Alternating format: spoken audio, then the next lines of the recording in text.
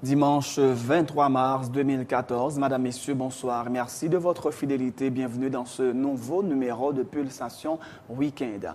À la une de l'actualité, alors qu'il fait l'objet de vives critiques pour avoir paraphé l'accord d'El Rancho, dont l'article 12 notamment est dénoncé par les parlementaires, le sénateur Steven Irvinson Benoit a indiqué ce dimanche à Sans Détour que l'article controversé ne figurait pas dans le premier draft du document.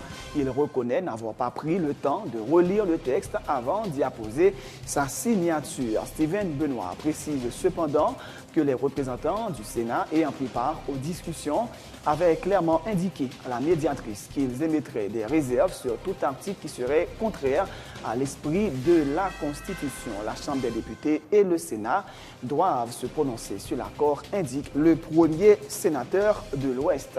L'article 12 stipule que dans le cas où les amendements à la loi électorale prévus et proposés dans le cadre du dialogue ne sont pas votés par les deux branches du Parlement dans un délai ne dépassant pas 10 jours ouvrables, ces 10 articles entrent automatiquement en veilleuse et le Conseil électoral est autorisé à y passer outre. Le bâtonnier de l'Ordre des avocats de Port-au-Prince appelle les trois parties à revenir à la table des négociations pour plancher notamment sur l'article 12 de l'accord. En aucun cas, les acteurs d'un dialogue ne peuvent modifier le texte de loi. Cette décision remet en question les fondements même du corpus juridique d'Haïti et ses principes généraux, insiste Carlos Hercule. Le député de Léogane, Jean Danton Léger, estime que le pays ne dispose pas encore de loi électorale, arguant que les signatures du Premier ministre et des ministres concernés ne figurent pas au bas du texte qui a été promulgué dans le journal officiel Le Moniteur le 10 décembre 2013. De plus, la loi électorale n'est pas revêtue du sceau de la République. En ce sens, les parlementaires ne sauraient plancher sur l'amendement de la loi électorale, comme le prévoit l'accord du 14 mars, selon le député Jean Danton Léger. La décision de la République dominicaine rendant apatrides plusieurs milliers de Dominicains d'origine haïtienne sera au centre des discussions ce lundi 24 mars à la Commission interaméricaine des droits humains à Washington suite à des plaintes de plusieurs organisations de droits humains contre la République dominicaine. Le gouvernement dominicain sera représenté notamment par le chancelier Carlos Morales Troncoso. Maître André Michel est convoqué ce lundi 24 mars par le Conseil de l'Ordre des avocats de Port-au-Prince. L'avocat aura à s'expliquer sur son comportement de belligérant lors de sa convocation le 19 mars dernier par le juge Lamar Bélisère dans le cadre de l'affaire Franzi Duverso. Au terme de la convocation, Maître André Michel, farouche opposant au régime en place, avait affirmé avoir refusé de répondre aux questions du magistrat instructeur, dénonçant sa façon de traiter le dossier. À l'étranger, manifestation ce dimanche à Kiev, place Maïdan, pour soutenir l'unité nationale et dénoncer la prise de Crimée par la Russie. En Crimée, justement, les forces russes et milices pro-russes continuent de progresser en s'adjugeant plusieurs bases, navires et un sous-marin ukrainien. Dans l'actualité sportive, le FC Barcelone a remporté ce dimanche le Classico grâce à un triplé de Lionel Messi, un match marqué par 3 pénaltys. Le Barça revient à 1 point du Real Madrid et de l'Atlético de Madrid et relance la Liga. Madame, Messieurs, restez branchés pour le développement de ces titres et de bien d'autres.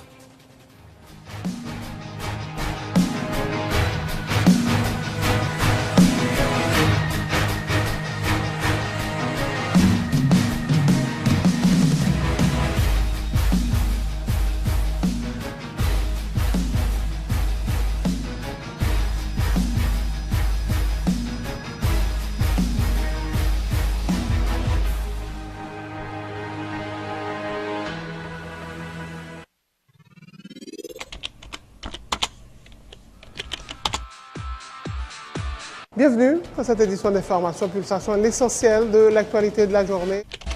Merci de votre fidélité. Bienvenue dans ce premier numéro de Pulsation Week-end.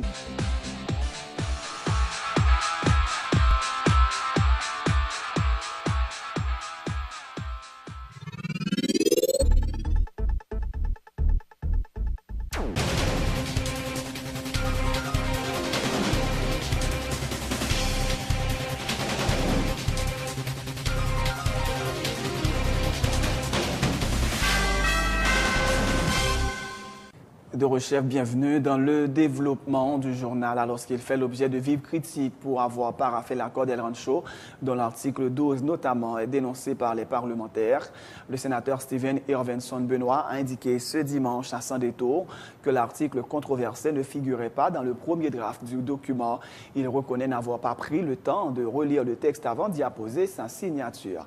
Stephen Benoit précise cependant que les représentants du Sénat qui ont pris part aux discussions avaient clairement indiqué à la médiatrice qu'ils émettraient des réserves sur tout article qui serait contraire à l'esprit de la Constitution. La Chambre des députés et le Sénat doivent se prononcer sur l'accord, indique le premier sénateur de l'Ouest.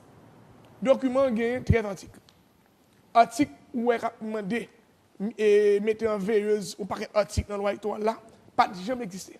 À aucun moment, l'article ça n'a pas jamais figuré dans l'accord qui a pas signé le 15 février 2014. Est-ce que vous voulez dire, sénateur Benoit, ou signer ou document, ou pas l'île? Non, madame Bonan, pas fait ça. Non. Mais du il y a 13 articles dans le document original là. Et vous avez la copie. L'autre document, le gouvernement vini le 13 mars, jeudi, par contre, jeudi avant, 24 heures avant la signature là. Le président vient chita avec le Parlement, le Sénat, je suis député, avec un député qui est venu pas traiter.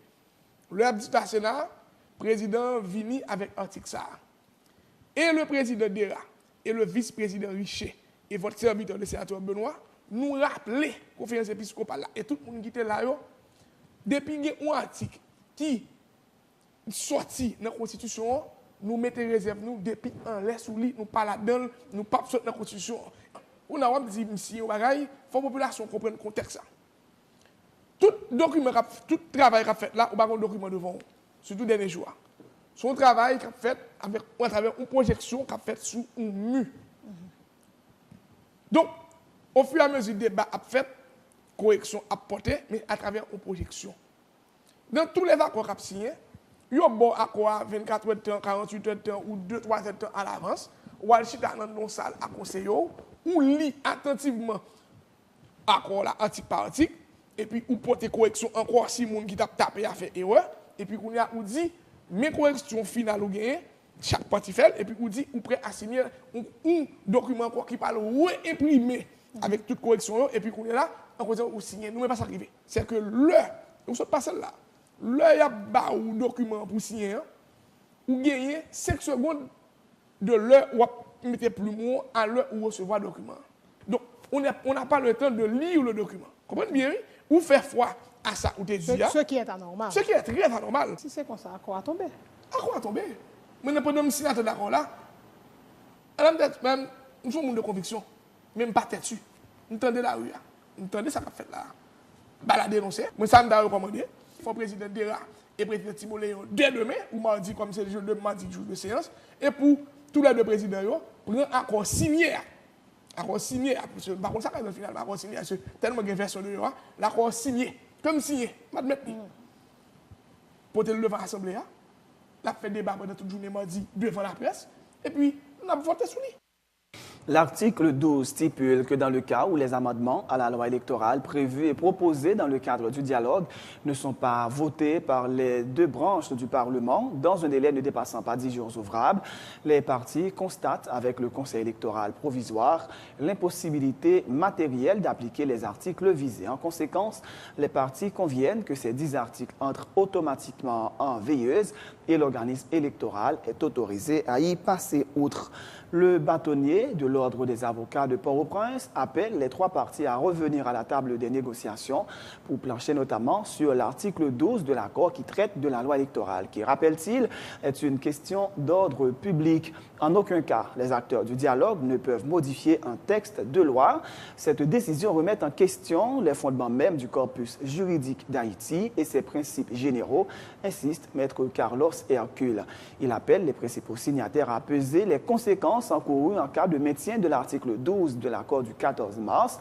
Tous, ils doivent démontrer qu'ils ont le sens de responsabilité, a ajouté le bâtonnier de l'Ordre des avocats de Port-au-Prince. Maître Carlos Hercule intervenait à Sans Détour. Ou une loi électorale, c'est plus que d'ordre public. 3 partis, ou bien 4 partis, ou bien 5 partis, ou bien 2 partis, pas capables de mettre d'accord pour abroger des articles. Parce que c'est remettre en question tout corpus juridique qui gagne en Haïti. D'ailleurs, ces principes généraux même que l'attaquer, ces fondements même que l'attaquer, le ça, ou vient tomber dans une véritable dérive. Donc, moi, je crois que l'article 12 là, sont articles qui ne sont pas capables d'appliquer. Et moi, je ne pense pas que c'est réserve seulement pour faire pour lui. Lui-même, il remettait en question l'accord là. Que la loi dit clairement, pour un article, ou bien pour une loi abrogée, pour une loi suspendre, il faut que ce soit l'autre texte qui peut venir. Donc, la meilleure attitude que parti retourner sur la table de négociation pour traiter question ça. Pour acteurs conscients. D'abord, la présidence pour le connaître que ça qu'a fait là, lui-même tout est capable de porter l'aller. Parlement qui est déjà très conscient que si question ça pas résoudre, lui-même tout le praler. Et parti politique qui cap comprendre que après dehors dans la mesure où crise a toujours continué et nous pas capable à fonctionner tout le temps dans crise.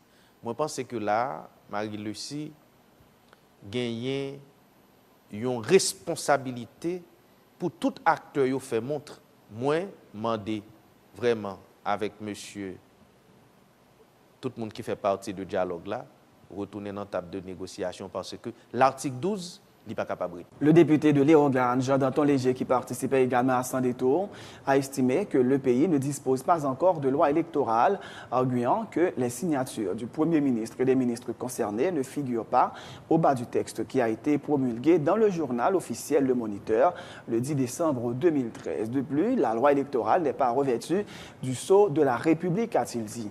En ce sens, les parlementaires ne sauraient plancher sur l'amendement de la loi électorale, comme le prévoit l'accord du 14 mars, car nous n'avons pas encore de loi, a martelé le député Jean-Danton Léger. Nous n'avons pas de loi électorale, et je l'explique. Ah bon? Oui. Mais ça te publié, mais ça te promulgué, maintenant même là. Mais oui. En date? Oui, seulement signé du président de la République. Et on initiative pour le capable de une loi véritable. Il faut que les voter dans les mêmes termes dans les deux chambres. Ensuite, si le président de la République n'a pas gagné objection, il revêtu du sceau de la République, c'est-à-dire il promulgué. Mais promulgué, avait dit, signature président de la République, là, plus signature ministre concerné. Et le Premier ministre. Et le Premier ministre, et loi nous gagnons maintenant là, mais nous, madame Bonhomme, c'est seulement signé du président de la République. Pas du Premier ministre, pas des ministres concernés. Ça le sauve. Ok. Là même que nous sommes arrivés, je n'ai pas accord pour nous être capables de plancher sous amendement à la loi électorale là, eh bien, pas de loi électorale. Je cherche version pas moi si c'est la même version. Tout à l'heure, on a regardé pour nous. Maintenant, le sceau du président de la République n'est pas là. La signature du Premier ministre Et des ministres concernés. Ni sont pas là. Ni son non mais plus. Peut-être que manquez page. Pas manquer page. Regardez là. Est-ce que, oui, par le président? Oui. Bon, est-ce que pas manqué? Oui, c'est pas manquer page. Le moins que je sache. On ne cherche pas. On vérifie. Ah bon. On a le Bon, moniteur demain pour nous prendre l'original là, pour nous garder peut-être que le monde qui fait copie Non, ça. mais pas original là où tu es. Non, mon original là, il ne met pas avec là, mais toujours pas chaque copie en cas que monde. Mais de sources irrécusables, de sources dignes de foi, même si je connais un jour pour mourir, je connais ça, les lois électorales là, c'est seulement président sienne, ni premier ministre pas sienne, ni ministre concerné pas sienne, ça t'avait dit que nous n'avons pas de loi électorale. Tout à fait autre chose. La décision de la République dominicaine rendant apatrides plusieurs milliers de Dominicains d'origine haïtienne sera au centre des discussions ce lundi 24 mars à la Commission interaméricaine des droits humains à Washington. L'audience qui portera sur l'arrêt 168-13 de la Cour constitutionnelle dominicaine et les abus commis contre des ressortissants haïtiens fait suite à des accusations de plusieurs organisations de droits humains contre la République dominicaine. Au nombre de ces organisations figurent la Solidarité frontalière, le Centre culturel dominicain haïtien, le Mouvement socioculturel des travailleurs haïtiens et le Centre pour la justice et les droits internationaux.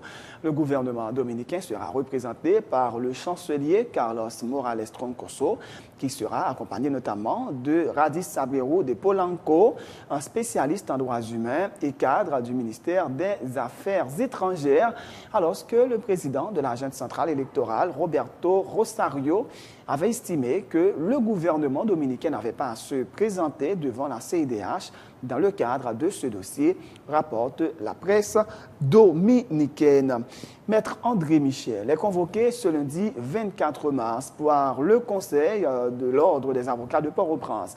L'avocat aura à s'expliquer sur son comportement de belligérant lors de sa convocation le 19 mars dernier par le juge Lamar Bélisaire dans le cadre de l'affaire Frandy Duverso. Au terme de la convocation, Maître André Michel, farouche opposant au régime en place, avait affirmé avoir refusé de répondre aux questions du magistrat instructeur, dénonçant la façon dont ce magistrat traite le dossier. Interrogé ce dimanche à San détour autour de cette convocation, le bâtonnier de l'Ordre des avocats de Port-au-Prince, Maître Carlos Hercule, n'avait pas voulu faire de commentaires, se contentant d'affirmer que tout barreau a le droit de convoquer ses membres. Généralement, nous pas discuter de questions conseil de l'ordre et en public. OK. Ça permet que moi pas répondre ni. Mais on a dit si on convocation. non, permettre que je ne pas répondre ni parce que j'ai pas ce droit. Mais ça qui est important, c'est que quel que soit avocat qui appartenu à un barreau, d'ailleurs, ou pas qu'un avocat, son parent dans un barreau, eh bien, barreau est coiffé par un conseil ou des conseils de discipline qui gagne un pouvoir d'invitation, de convocation, de membres à n'importe moment que le conseil a estimé que ça, lui-même, est nécessaire. Et à l'heure actuelle, barreau de Port-au-Prince, il gagne plusieurs membres que l'y invité, il y a plusieurs tout que l'y convoqué dans le cadre du conseil de discipline. OK. Information qui dit que Maître André Michel est convoqué demain lundi 24 mars. Et au fait, l'avocat devra s'expliquer sur le comportement de belligérant qu'il aurait adopté en présence du juge Bélisaire. Est-ce que, sous avocat, pas accepter répondre aux questions au juge, est-ce que les cas prennent sanction pour ça? Donc c'est ça qui fait que je me dis, on ne peut pas répondre sur ça. Je ne peux pas répondre sur lui parce que là, ce n'est pas le conseil qui siège, donc je ne peux pas répondre. Autre point de l'actualité, la journée mondiale de la lutte contre la tuberculose sera célébrée le lundi 24 mars autour du thème « Atteindre les 3 millions » en référence à la quantité de malades qui n'ont pas accès au système de santé. En Haïti, le thème qui a été retenu est, nous citons, « Chercher toute malade TB, traiter toute malade TB ».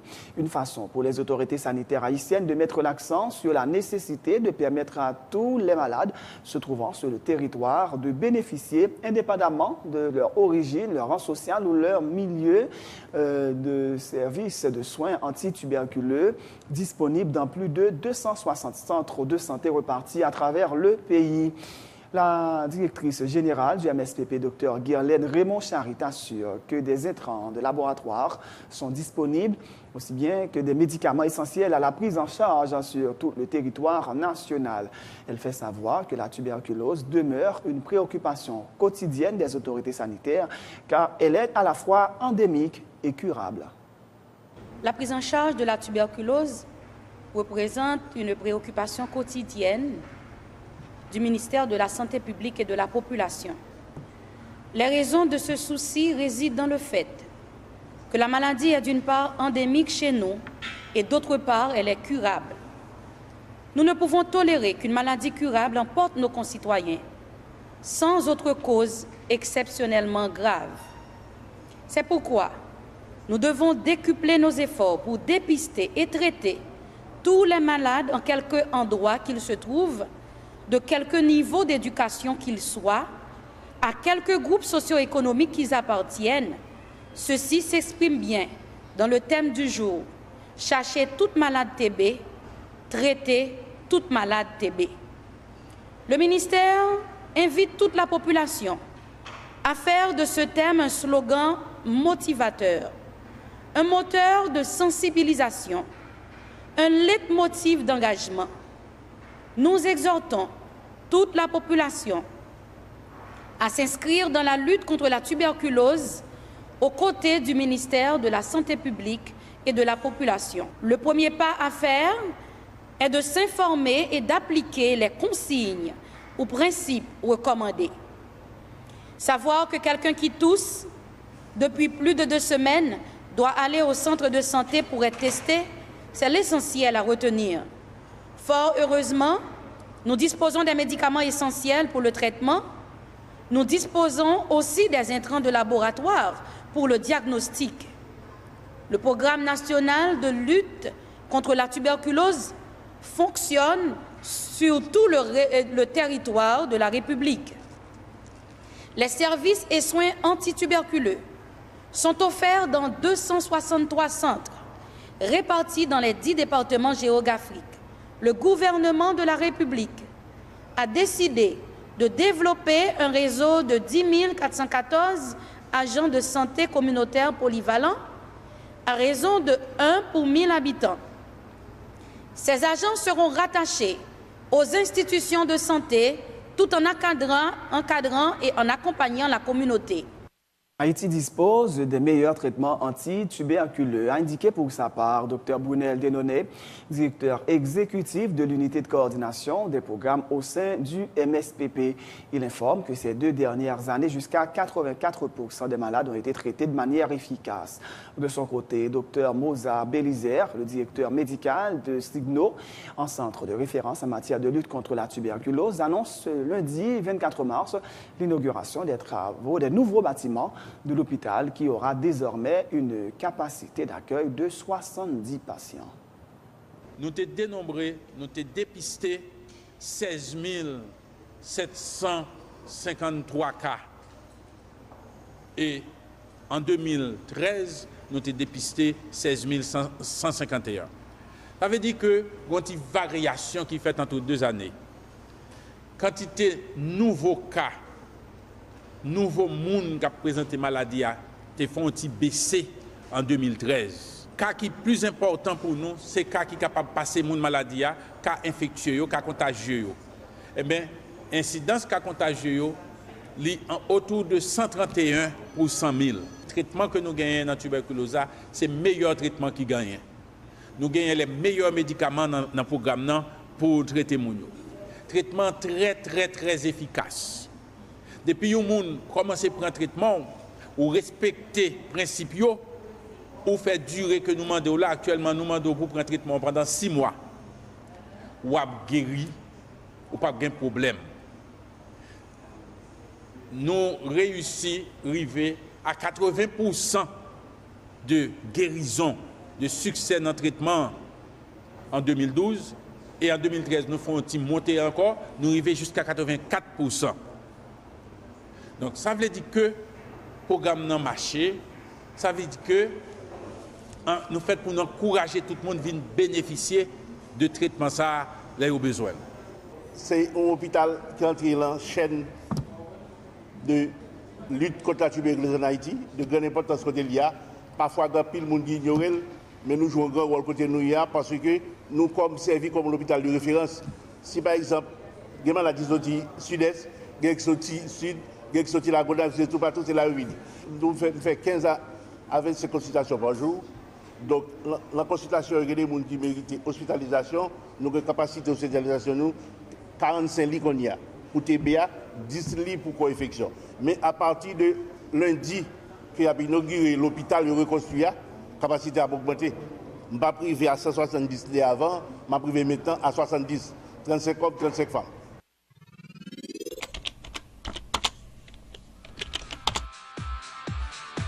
Bienvenue à cette édition d'Information Pulsation, l'essentiel de l'actualité de la journée. Merci de votre fidélité. Bienvenue dans ce premier numéro de Pulsation Week-end.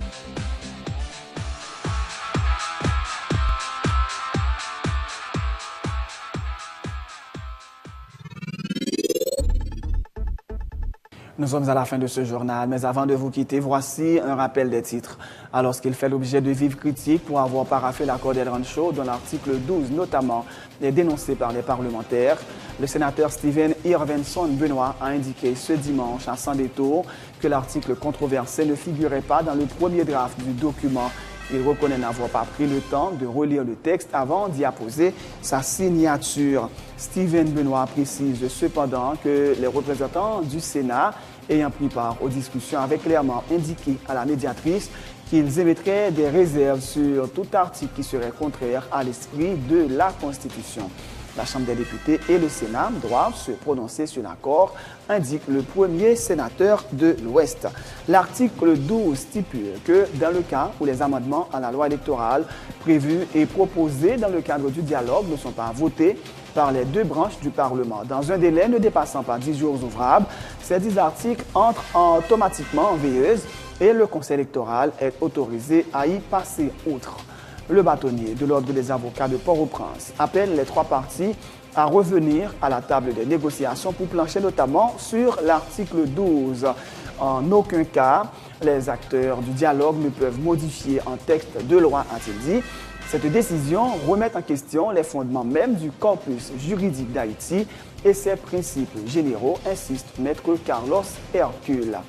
Le député de Léogane, Jean-Danton Léger, estime que le pays ne dispose pas encore de loi électorale, arguant que les signatures du Premier ministre et des ministres concernés ne figurent pas au bas du texte qui a été promulgué dans le journal officiel Le Moniteur le 10 décembre 2013. De plus, la loi électorale n'est pas revêtue du sceau de la République, a-t-il dit.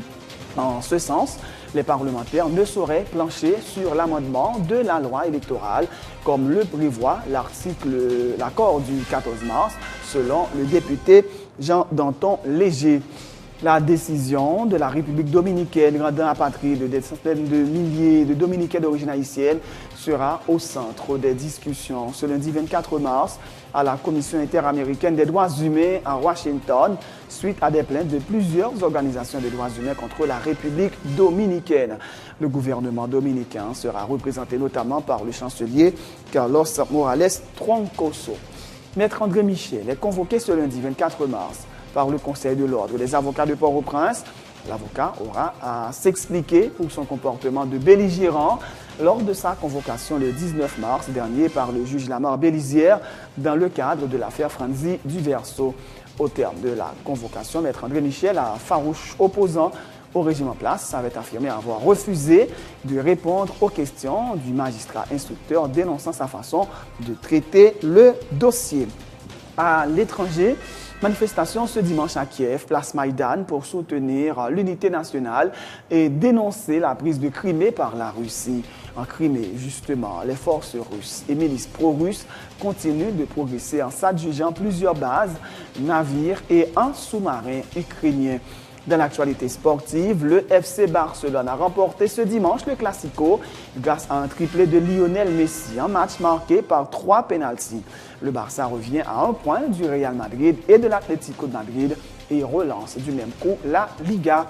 C'est la fin de ce journal. Merci de l'avoir suivi. Bonne suite de programme sur Télé Pluriel.